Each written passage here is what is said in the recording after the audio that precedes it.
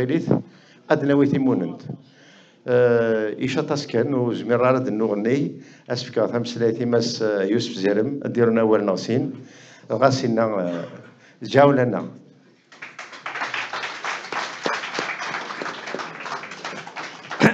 ثرمير ثقمة ثنيض داكوا عيني لاقن نكيني ذا شرا دينيغ ثقبايليث ساعة غزالة طاس ثقبايليث أقلق ذي فرنسا نزمرد مسلاشي توح الصروميث. Ce sont des valeurs humaines. Ce sont des valeurs humaines, humanistes, que le peuple kabyle entretient depuis de très grands siècles. Aujourd'hui, le peuple kabyle veut que ces valeurs écourent chez lui, dans son pays. Le peuple kabyle veut que ces valeurs soient sur le terrain de son existence de chaque jour, sans aucune haine envers personne. La haine ne construit rien du tout, elle détruit celui qui la possède. Donc, nous n'avons jamais été haineux, ni racistes, ni xénophobes. Nous avons toujours respecté l'autre, les autres cultures. Malheureusement, nous avons failli dans le fait que nous n'avons pas insisté pour que l'autre comprenne nos convictions. Mais il n'est jamais trop tard pour bien faire les choses. Aujourd'hui, le monde entier nous regarde. Et nous sommes une force à travers les 4 coins du monde. Il faut que nous, Kabyles, nous comprenions que nous sommes une force. Il est urgent aujourd'hui en France que nous ayons de vrais réseaux, que nous ayons un grand lobby. Le jour où on va avoir un grand lobby, les establishments politiques européens, particulièrement français, vont venir discuter avec nous avant de discuter avec les dictatures d'Afrique du Nord.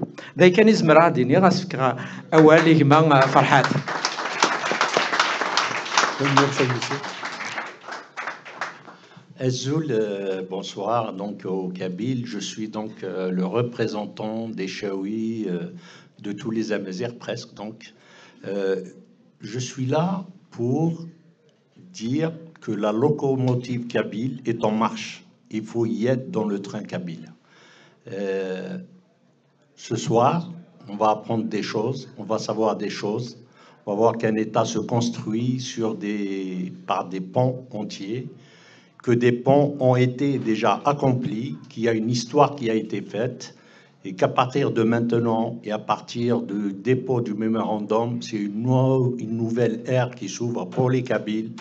Et une fois ouverte pour les Kabyles, c'est forcément ouvert pour tous les peuples amazirs. Voilà.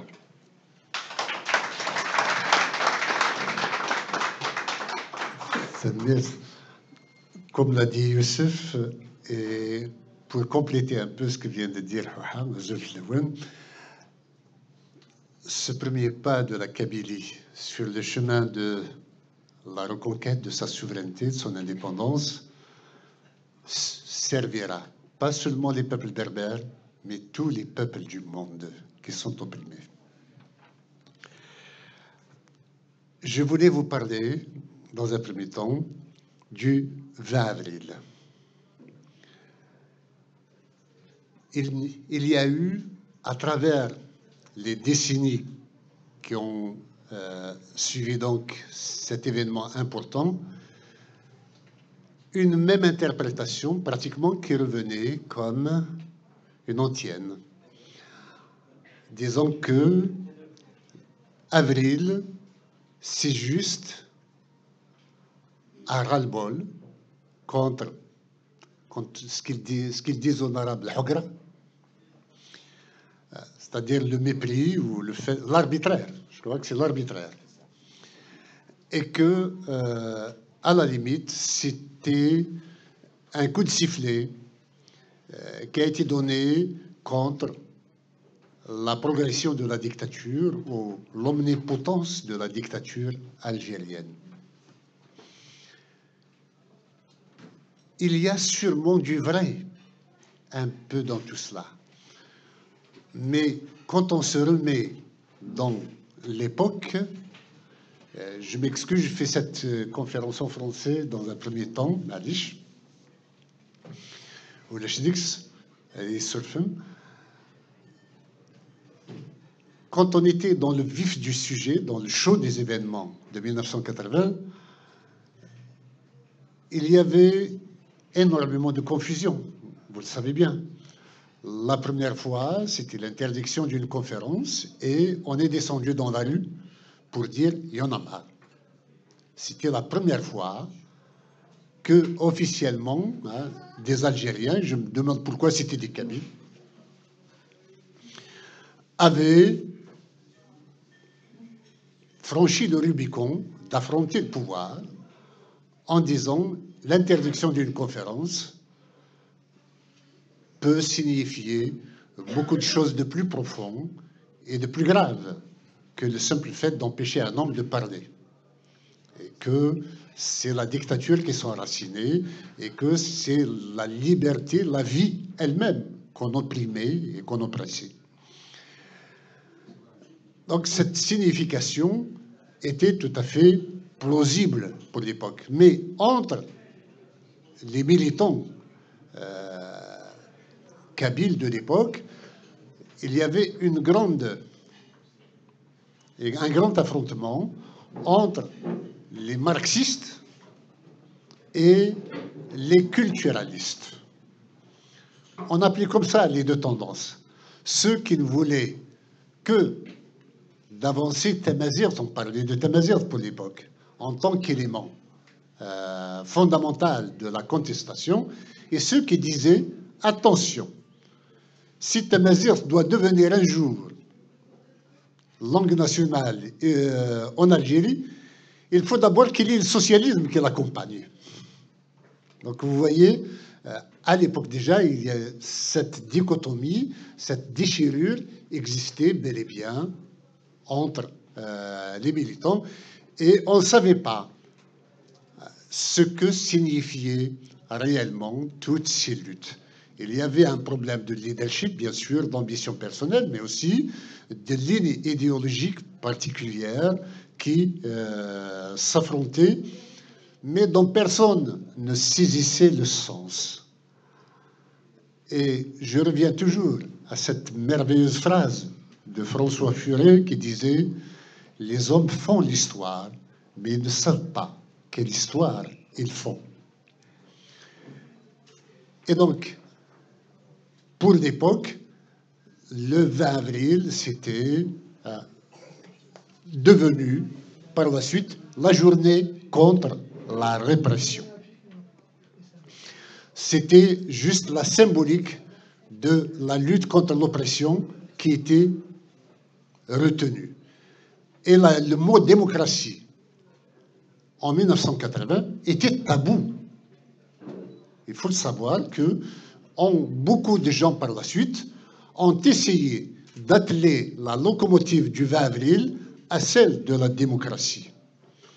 Il n'y a pas que du faux dedans. Il y a beaucoup de vrai aussi.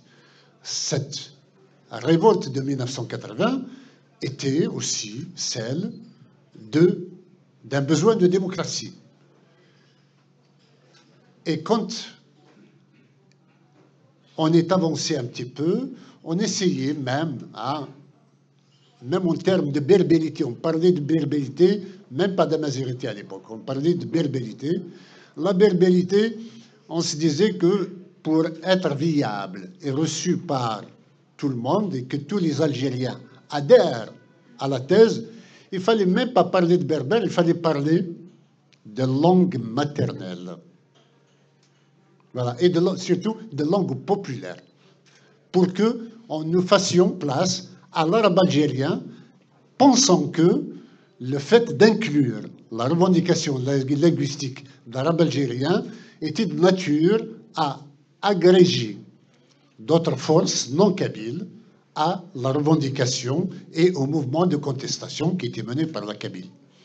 On se trompait totalement sur toute la ligne, puisque à ce jour, il n'y a pas un mouvement enracinée en Algérie qui revendique l'arabe algérien en tant que langue officielle, en tant que langue de science, en tant que langue... Tout le monde, hein, les Algériens se reconnaissent particulièrement, ceux qui sont de langue arabe, se reconnaissent dans l'officialité d'une langue arabe pure, châtiée, classique, et que l'arabe algérien ne constitue, à leur image, qu'un patois, une langue abattardie avec laquelle ils ne peuvent pas aller bien loin.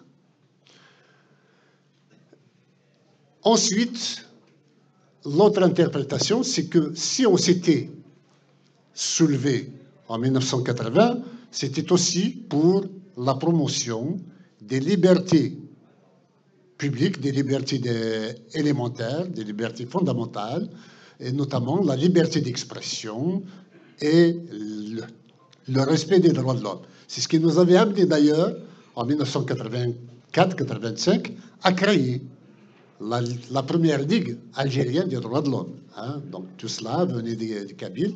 Donc vous voyez, au fur et à mesure qu'on avançait dans le temps, on ajoutait une interprétation en fonction du champ politique libéré, des espaces libérés, notamment au sein de l'université, où il y a une effervescence permanente. Hein, on découvrait le monde qui était jusque-là divisé entre le bloc de l'Est et le bloc de l'Ouest. Donc, être marxiste, c'est être soviétisant. Être culturaliste, c'est être capitaliste et être occidentalisant. Donc, nous n'étions pas sortis de l'auberge. Et à la limite, on se disait, voilà, tout ça, c'est les droits de l'homme, c'est la liberté d'expression, tout cela, c'est de la démocratie, en fait. Et quand on est arrivé, quand nous sommes arrivés en 1989 à la démocratie, ou à la démocratisation, ou une façade démocratique de l'État. Mais je ne peux nier que dans la société, il y avait une véritable démocratie, c'est-à-dire que les gens s'exprimaient librement et s'organisaient comme ils l'entendaient, à partir de 1989-90. Et là, toute la fraternisation qu'on croyait possible pour le problème identitaire et linguistique amazigh, hein, on ne parle pas de kabyle, hein, se heurtait à un mur, le mur de l'isolement. Il n'y avait que les Kabyles et un peu les Chaouis qui montraient des signes des Kabyles qui étaient devant la scène, mais les Chaouis qui commençaient à montrer des signes d'intéressement à la mouvance ou à la revendication berbère. Et cet intéressement a amené tout d'un coup, après quelques élections où l'on a vu que les partis kabyles, le FFS et le RCD, étaient tous isolés. Et je rends hommage un peu à cette vérité tronquée par ailleurs, hein, de Boudiaf, du président Boudiaf, qui interviewé en duplex juste avant qu'il ne revienne de son exil, pour son malheur d'ailleurs. On lui avait posé la question, c'était juste après les élections législatives, hein, on lui avait posé la question en direct à la télévision, que pensez-vous du vote de la Kabylie? Elle avait répondu, elle avait donné une réponse ahurissante en disant, la Kabylie a voté kabyle. À la fois, c'est une reconnaissance du fait kabyle, mais à la fois, c'est une manière de stigmatiser davantage la Kabylie et les Kabyles. Or, il me semble que les Kabyles croyaient avoir voté démocrate. Et que, il y a pire que cela. La Kabylie avait voté démocrate, mais l'Algérie a voté anti-kabyle. C'est celle-là, la réalité.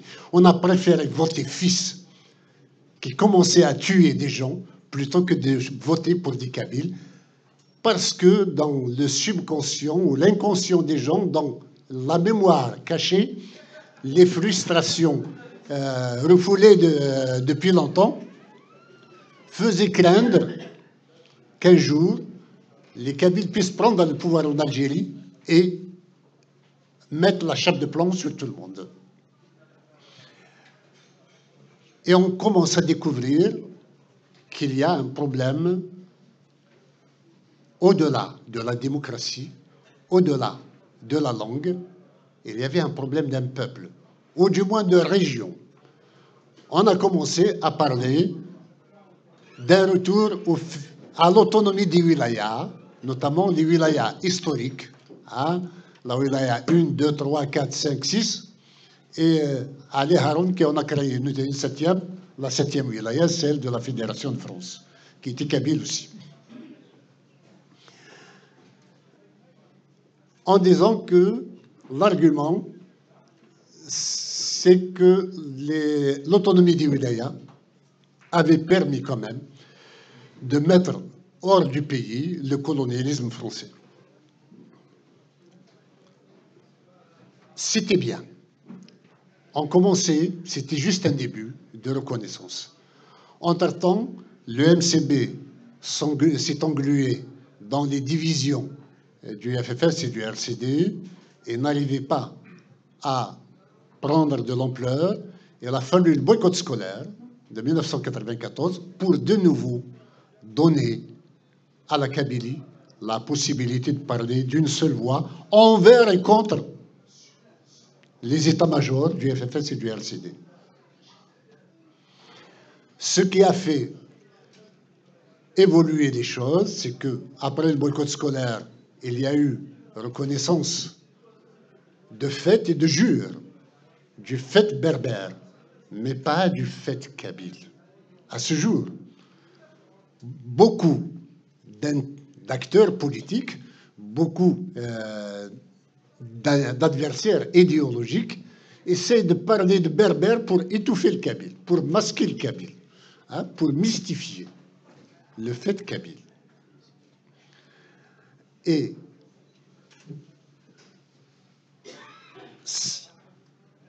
le fait que la langue ait été, ou la majorité, l'identité, la langue, soit reconnue de fait et de jure, avait démobilisé quelque peu les militants de terrain et surtout l'accaparement ou le monopole du Haut Commissariat à la majorité qui a été octroyé au RCD avait démobilisé complètement le FFS et même parmi d'autres franges de la société, y compris du RCD, qui avaient tout à fait des compétences et qui méritaient d'être dans ce HCA, qui n'étaient pas là.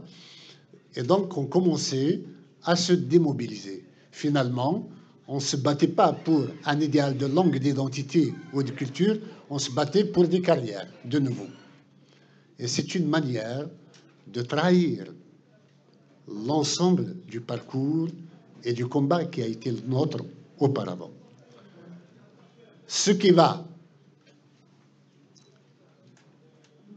mettre le holà sur cette manière de penser et d'agir, ce qui va redynamiser dans le désespoir général la Kabylie, ce fut l'assassinat de Matoub Lounès.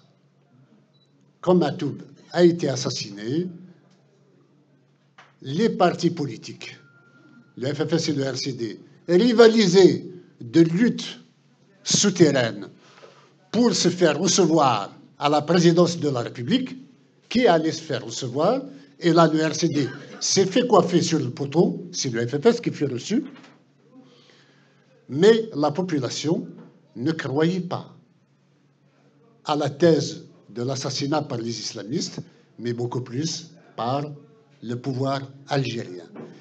Et comme le RCD était le plus virulent là-dessus, le plus acharné sur la thèse de l'assassinat par des islamistes et que la population ne croyait pas en cette thèse, ajouté au fait que le FFS soit reçu à la présidence pour appeler finalement au calme, au retour au calme, avait déjà entamé le crédit des deux formations politiques. Leur discrédit était déjà lancé. Et quand en 2001, il y a eu cet autre printemps, ce printemps qui commence enfin à dire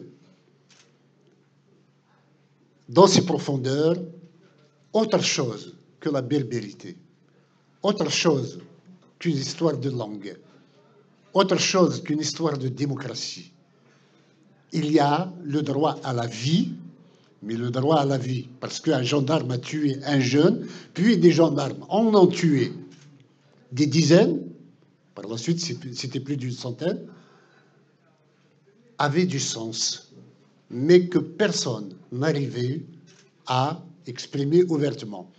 Les intellectuels de l'époque n'étaient pas à la hauteur pour rendre la réalité de ce combat.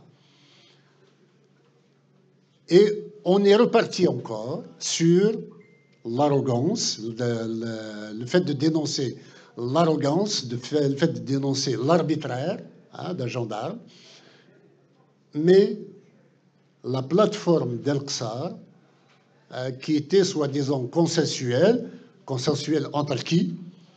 Il y avait le PST, le PAX, quelques anarchistes et le FLN qui était à l'intérieur, un peu de RCD. Donc il y avait une entente fugace sur une plateforme qui a été faite de manière ponctuelle, c'est-à-dire sur des points.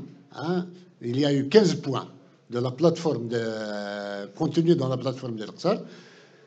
Et il y en a qui se ressemblent et d'autres qui sortaient un peu du lot. Il y avait les anciennes revendications, c'est-à-dire langue nationale et officielle, mais pour la première fois, la Kabylie entrait dans la danse. Finalement, ce n'était pas une question de démocratie, mais on demande le départ des gendarmes de la Kabylie. On demande un plan socio-économique d'urgence pour la Kabylie. Et au-delà, on a commencé par la suite à ajouter le SMIC, des revendications sociales qui peut-être aujourd'hui peuvent faire sourire. Il y en a eu pas mal, comme le fait de dire, de mettre l'ensemble des instances exécutives de l'État sous le contrôle des élus. C'était quelque chose d'assez nouveau, mais en fait qui ne voulait pas dire grand-chose et qui ne sont pas réalistes en termes de réalisation. Mais avant la plateforme d'El-Qsar, il y a eu notre intervention. D'abord, le 2 mai ou le 3 mai, en tout cas au mois de mai, j'avais fait un papier dans la presse pour dire le sens d'une révolte et de donner autre chose que le besoin de mettre un terme à l'arbitraire. Et le 5 juin, donc, avant la plateforme d'El-Qsar, il y a eu la déclaration demandant un destin séparé pour le peuple kabyle et pour la Kabylie. En fait, avec cette rétrospective, on voit qu'en 1980, ce n'était pas une question de langue, ce n'était pas une question d'identité seulement, c'était une question qui remonte à la perte de la souveraineté contre l'armée française par la Kabylie. C'est la réémergence d'un peuple. N'oublions pas que 80 est juste à 15 ans de la fin de la guerre du FFS. Mais ça, ce phénomène, personne n'en a fait cas auparavant. On ne veut pas parler de l'histoire de la Kabylie. On ne veut pas parler de la Kabylie. La Kabylie a un peuple qui pose problème en Algérie et qui fait dissonance. Voilà la réalité des choses.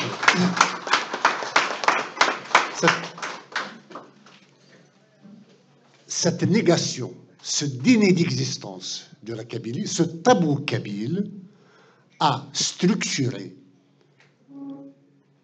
au moins 2 générations de Kabyles pour lesquelles on ne cessait de dire « Attention, il ne faut pas se dire Kabyle. On est algérien, on est amazigh. Vous pouvez dire que vous êtes socialiste, hein? Vous pouvez vous dire que vous êtes musulman, vous pouvez dire que vous êtes africain, mais vous n'avez pas le droit de dire que vous êtes Kabyle. » Et c'est ce phénomène qui, par lui-même, on a beau essayer de mélanger l'huile dans de l'eau, elle finit toujours par remonter parce que plus légère, ou plus véritable. Voilà. Donc c'est le phénomène kabyle qui remonte à chaque fois à la surface, et de par l'investissement kabyle dans l'algérianité, dans l'Algérie, étant donné l'investissement des élites kabyles dans des idéologies matérialistes ou capitalistes, peu importe, faisait que nous-mêmes, nous reproduisions le déni d'existence qui nous frappait. Nous nourrissions nous-mêmes. Nos élites nourrissaient ce besoin de ne pas apparaître comme un kabyle parce que ce n'est pas universel, parce que ce n'est pas démocrate, parce que c'est régionaliste, parce que c'est communautariste. Chacun trouve le péjoratif qui lui plaît pour noircir le tableau du kabyle. Et donc, de par cette lourdeur idéologique et politique de l'époque, la seule façon d'avancer, plutôt que de demander l'indépendance comme nous le faisons aujourd'hui, nous demandions l'autonomie. Ce combat pour l'autonomie nous avait permis de restructurer notre conscience nationale en tant que peuple, de dire qu'il y a un peuple kabyle. Dès que nous avons commencé à parler d'autonomie, je n'ai pas cessé personnellement de parler de peuple kabyle. Il n'y a pas une déclaration depuis le 5 juin 2001 où je n'ai pas mis le mot, la notion de peuple kabyle dans la déclaration.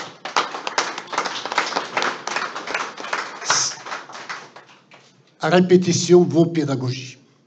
Donc le fait de le répéter souvent, ça finit par entrer dans les consciences, et au fur et à mesure que nous avançons, il y a de nouvelles générations qui arrivent sur le terrain et qui ne sont pas polluées par toute l'idéologie du passé qui interdisait de se réclamer en tant que kabyle. La jeunesse kabyle, qui arrivait à maturité, avait devant elle un discours plus proche de sa réalité, plus proche de son intime conviction et plus proche de son rêve d'émancipation. En tant que peuple, nous avons le droit de nous construire, de nous bâtir un foyer national, un État pour nous protéger. Et donc, le fait d'être passé par l'autonomie nous a permis d'en arriver à mettre sur pied un gouvernement provisoire kabyle en 2010. Et il a fallu, même avec le gouvernement provisoire kabyle, il a fallu du forceps, il fallait le faire au forceps, de passer de la revendication d'autonomie à celle de l'autodétermination.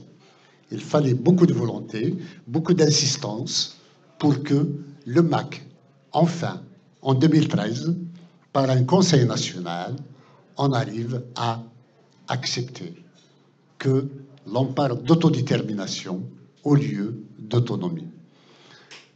Ouais.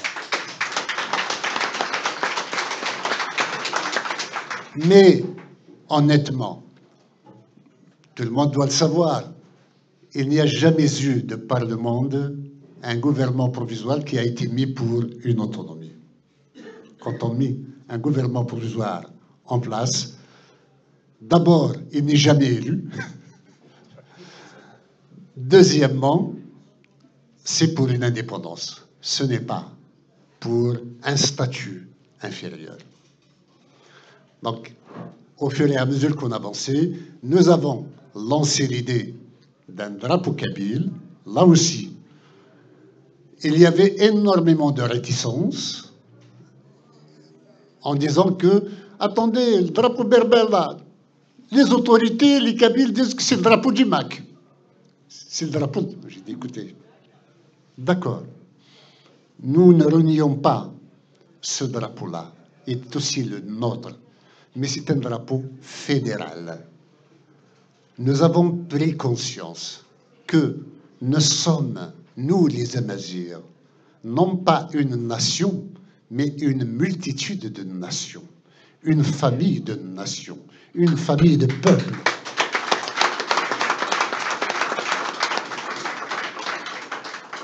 Je reviens de Pologne, où il y a une salle qui s'appelle, dans la salle où nous avons tenu la conférence, une salle qui s'appelle Svoboda. Svoboda, ça se dit en russe, ça se dit en bulgare, ça se dit en serbe, ça se dit en tchèque, ça se dit en slovaque, ça se dit en ukrainien. Et pourquoi tous ces peuples qui disent le même mot et qui utilisent beaucoup d'autres mots qui sont tout à fait identiques dans leur langue, ne se disent pas qu'ils forment un même peuple et qu'ils ont une seule langue? Eh bien, chacun a valorisé ce qui fait son âme, son identité. Et donc, nous, les Amazirs, il faut dire que reconnaître le berbère, reconnaître le chewi, le kabyle, le touareg, le mozabite, c'est une manière de nous respecter nous-mêmes. Nous nous étions battus depuis les années 60-70 pour le droit à la différence vis-à-vis de l'État algérien et de l'État qui se dit l'État-nation algérien. En fait, c'est un État dictatorial, il n'a jamais été national. Ce droit à la différence, pour exister en tant que berbère, nous le refusons à nous-mêmes, entre nous en tant que berbères. Non, nous sommes tous des Amazirs. Hein? Vous n'êtes pas Kabyles, vous n'êtes pas Chaoui, nous sommes tous des Amazirs. Comment ça? L'oppression qui était exercée contre nous, quand nous réclamions d'Amazirs, nous l'exerçons contre nous-mêmes quand il s'agit de défendre la chaouité ou la mozabité. Donc, il y a eu du chemin à faire là également. Je me souviens d'une rencontre à Barcelone, c'est l'Institut méditerranéen qui avait organisé une rencontre sur les Amazirs, et je venais de parler d'autonomie. Il y a beaucoup de Marocains qui m'ont pris pour un traître, pour un ennemi, parce que je réclamais une autonomie pour la Kabylie. Il fallait que je la réclame pour tous les Berbères. Il a fallu, là aussi, de la pédagogie, de la ténacité, de la droiture, pour expliquer tranquillement les choses. Mais comme vous n'êtes pas le seul acteur sur le terrain, qu'il y a des intérêts en place qui font qu'il vaut mieux garder des idéologies ancrées, même dépassées, même ne répondant pas. D'ailleurs, c'est propre d'une idéologie, c'est d'aliéner, donc de ne pas rendre la réalité qui est la sienne, mais de croire en une autre réalité, on a notre rêve que celui qui doit vous nourrir, vous animer. Donc, petit à petit, je pense qu'on en est venu à comprendre qu'en tant qu'Amazirs,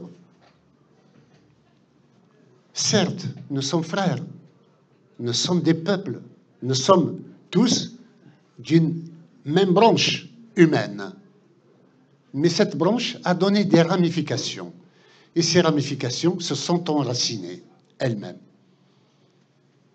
Et donc, je me souviens aussi que j'ai été en Norvège il y a 2 ans de cela, et j'ai assisté à une rencontre entre 2 hommes. L'un a dit dansk, c'est-à-dire est-ce que vous êtes danois? Et l'autre a dit non, norsk. Mais ils se parlaient dans la même langue. C'est-à-dire que le danois et le norvégien sont très proches. Il y a plus d'intercompréhension entre eux, il y a environ 60 à 70% d'intercompréhension entre norvégiens et suédois et danois qu'il n'y en a entre un Touareg, un Schleu et un Kabyle. Donc tout cela pour dire que le combat de 1980, en fait, on n'a touché qu'au vernis. Hein. On était juste sur la première couche du vernis qui disait qu'on était pour la démocratie, pour les droits de l'homme, pour la liberté d'expression, contre la répression. Puis, pour les langues populaires, à mesure qu'on creusait, pour la démocratie, pour la langue nationale et officielle, ce n'était pas du tout le cas en 1980. Et aujourd'hui, avec le recul qui est le nôtre, nous pouvons dire que 1980 était la première étincelle de la renaissance de la Kabylie.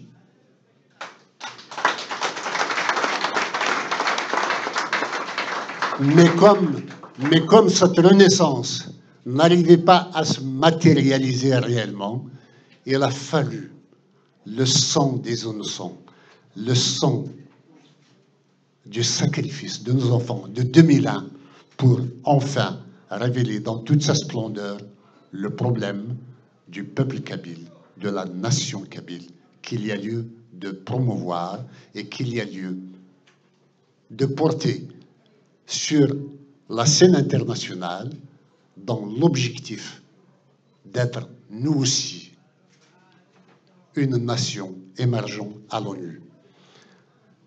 Tant que la structure n'avait pas acquis suffisamment d'importance, tant qu'il n'y avait pas énormément d'adhésion au combat du MAC,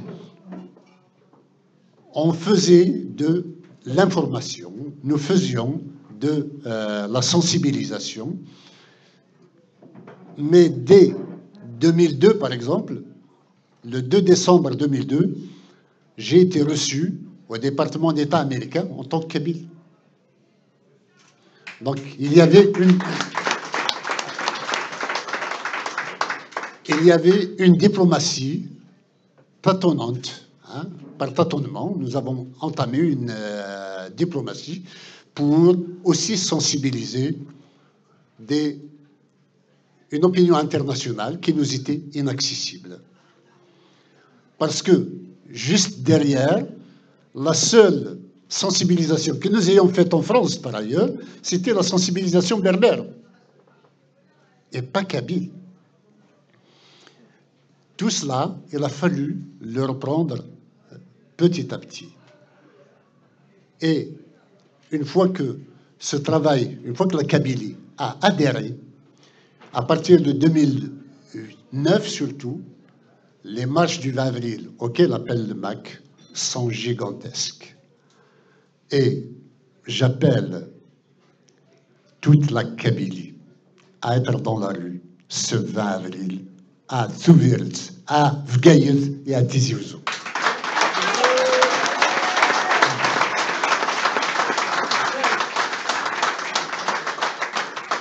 Donc, tant qu'il n'y avait pas de peuple qui nous reconnaissait, de nation ou d'État qui ne nous reconnaissait pas, on s'était dit, nous devons continuer le travail de sensibilisation. En octobre 2015, altercation entre les ambassadeurs d'Algérie et du Maroc à l'ONU, à l'Assemblée générale, le Maroc, l'ambassadeur du Maroc a demandé solennellement que l'ONU et le Conseil de sécurité mettent à l'ordre du jour l'examen du droit du peuple kabyle à son autodétermination. Je le salue chaleureusement. À partir de là, nous nous sommes dit, il est venu le moment, maintenant, de pousser l'avantage. Comment? En rédigeant un mémorandum. Un mémorandum est une note diplomatique écrite par une autorité politique pour sensibiliser d'autres autorités politiques ou surtout d'autres entités diplomatiques. Donc c'est uniquement dans le cadre de l'information internationale. Ce mémorandum devait récolter aussi bien les arguments juridiques qui fondent la demande de la Kabylie pour son autodétermination, les arguments politiques, les arguments historiques, les arguments économiques, environnementaux, de la sécurité, de l'ensemble culturel, identitaire, tout cela devait être mis par dossier de telle sorte à prouver que la Kabylie mérite grandement sa place au sein des Nations Unies.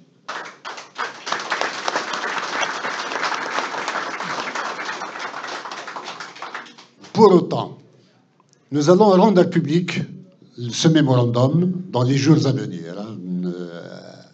Vous l'aurez tous. Et nous allons aussi le sortir sous forme de livre pour qu'il reste à jamais et que chacun puisse en disposer pour qu'il jalonne notre histoire. Ce mémorandum, donc, demande, non pas dans un premier temps et pédagogiquement, il ne demande pas l'admission de la Kabylie à l'ONU. Les États se reconnaissent entre eux. Donc la reconnaissance de la Kabylie en tant qu'État viendra à ce moment, quand l'État kabyle sera vraiment sur pied et qu'il y ait des pays qui le reconnaissent, lui donnent le droit d'avoir des ambassades chez eux. Pour le moment, nous interpellons l'ensemble des organisations internationales, à commencer par l'ONU, notamment le secrétaire général de l'ONU. Nous demandons aussi à l'Union africaine, bien que ce soit le pays, l'organisation où nous aurons le moins de chances d'être entendus, parce que beaucoup de problèmes se posent du même type que la Kabylie, que celui de la Kabylie là-bas. Nous avons donc envoyé à l'Union africaine, à l'Union européenne, à la CEI, à l'AMSUR, ce sont les États d'Afrique du Sud, d'Amérique du Sud, et l'ASEAN, notamment des États du Nord-Est asiatique. Et nous avons décidé aussi d'informer la Ligue arabe que la Kabylie doit se détacher de l'Algérie.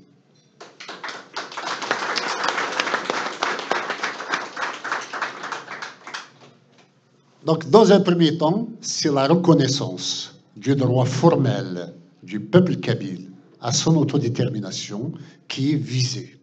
C'est l'internationalisation à grande échelle de la question kabyle. Mais, comme nous le disons même dans le mémorandum, les peuples du monde qui se voient interdits d'exister ont tous, à un moment ou à un autre, recouru aux armes pour se faire entendre et se faire reconnaître. Nous sommes le seul peuple, à travers l'histoire, à ne travailler que de manière pacifique, à nous baser sur le droit, sur la raison, sur l'argumentaire, pour faire avancer notre cause.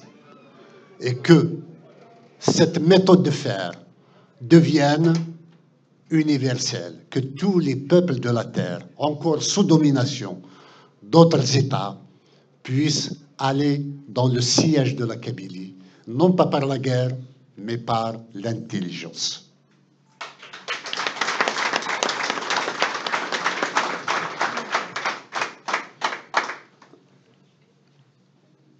Ce mémorandum est une étape importante dans l'histoire de notre peuple. Vous allez le juger vous-même quand il sera rendu public. Nous sommes toutefois, je l'annonce, en but contre un rendez-vous dans l'immédiat. L'ONU ne nous a pas encore rendu de réponse quant à un rendez-vous pour remettre le mémorandum. Nous nous disons, ça ne fait rien. Quel que soit le rendez-vous qu'ils nous donneront, même au mois de décembre, nous sommes preneurs. Nous allons y aller.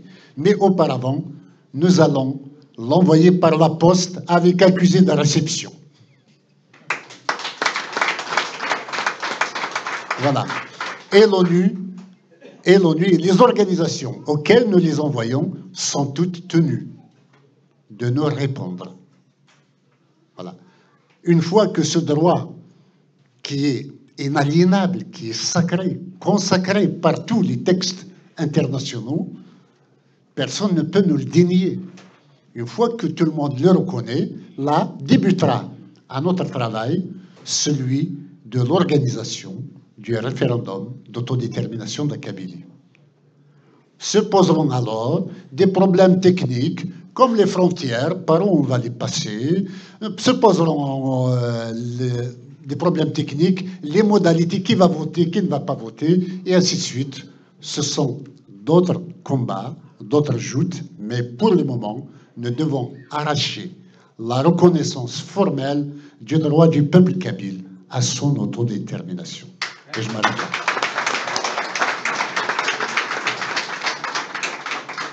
Alors, pour appuyer ce mémorandum, pour appuyer cette demande, je vous demande tous de mobiliser autour de vous pour que ce 16 avril à Paris, nous soyons, allez, 30 000 personnes. Ouais. Dans un premier temps. Voilà. Je voudrais que nous soyons les plus nombreux possibles. Nous devons réussir ce challenge, ce défi. Hein, il est de notre devoir de le faire. Fermer les cafés, hein, que les cafés ferment et que tout le monde puisse aller à la marche. Nous reviendrons boire après chez eux, il n'y a pas de problème. Mais que pour le moment de la marche, que tout le monde puisse sentir en devoir d'être là et d'accomplir son sacrifice, si c'en est un, envers sa patrie, celle de la Kabylie. Et c'est dans ce sens-là que j'ai demandé à la Kabylie, à ceux qui sont en Europe ou ailleurs, qui peuvent venir à Paris, d'être là le 16, et c'est ainsi que je demande aussi, pour que ce mémorandum et l'écho soit déjà un référendum d'autodétermination, que tout le monde descende dans la rue. Nous avons besoin. نحوجكم أن دمثلم أدفكم ثيت ومكتاي بفرني ما نقبيلي يلي ون أراش تقشيشين الجزن تلاوين مغارن هاد نصد باك وتقدرار نغضيات نفغاك وكخمن يوكنا الحوس غافي زرفنا غافي زرف يوكنا نيليا ذا الجنس قال الجناس يدوكل ثاني ميرسي.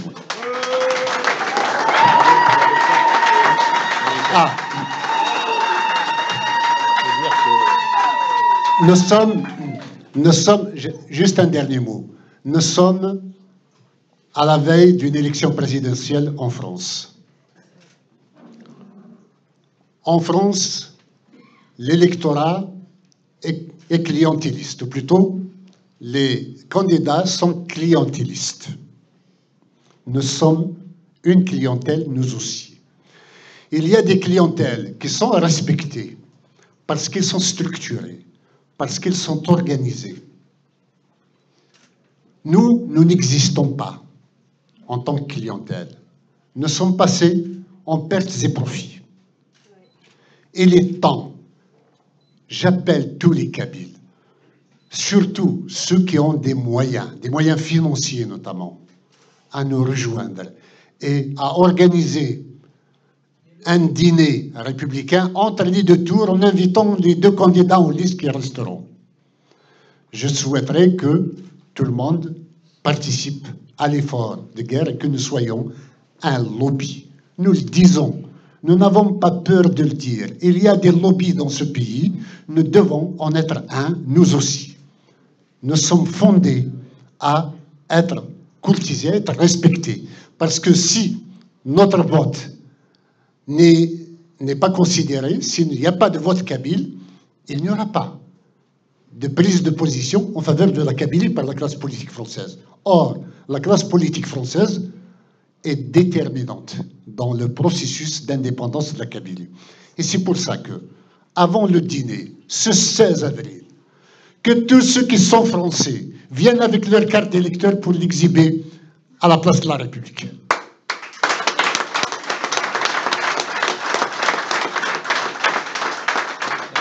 Nous donnerons nos voix au candidat qui se prononcera pour l'autodétermination du peuple kabyle.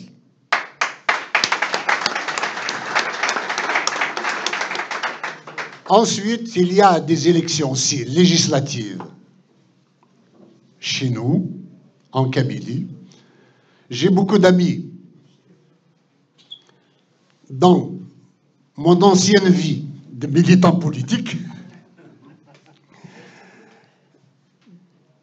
avec qui j'entretiens d'excellentes relations. Ce n'est absolument pas une question d'individu. Notre amitié ne sera jamais remise en cause, mais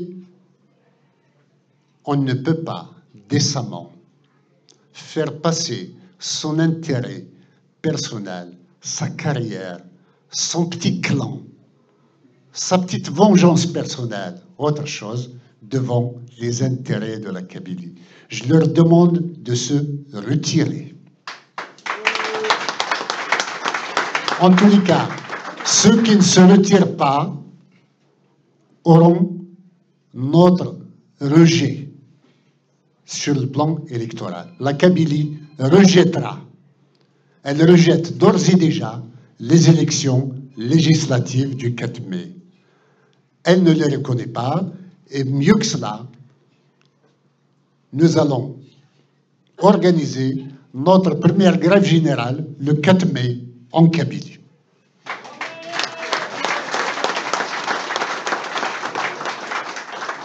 Ces actions doivent dire une seule chose: la Kabylie ne se vend pas. Personne n'a le droit de vendre la Kabylie.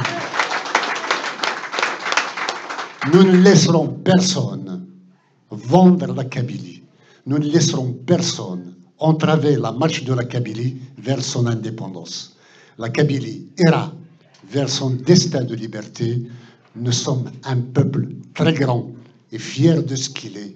Et quelles que soient les vicissitudes de l'histoire, des structures, des individus, nous demeurons un peuple qui, qu'il y ait des compétences ou incompétences à un moment donné, finira toujours par prévaloir en tant que nation à travers le monde. La Kabylie va structurer tout le bassin méditerranéen, en tout cas le bassin sud de la Méditerranée, et va collaborer pour la prospérité de l'ensemble de l'humanité sur l'ensemble de la Méditerranée et du monde entier. Et je vous remercie.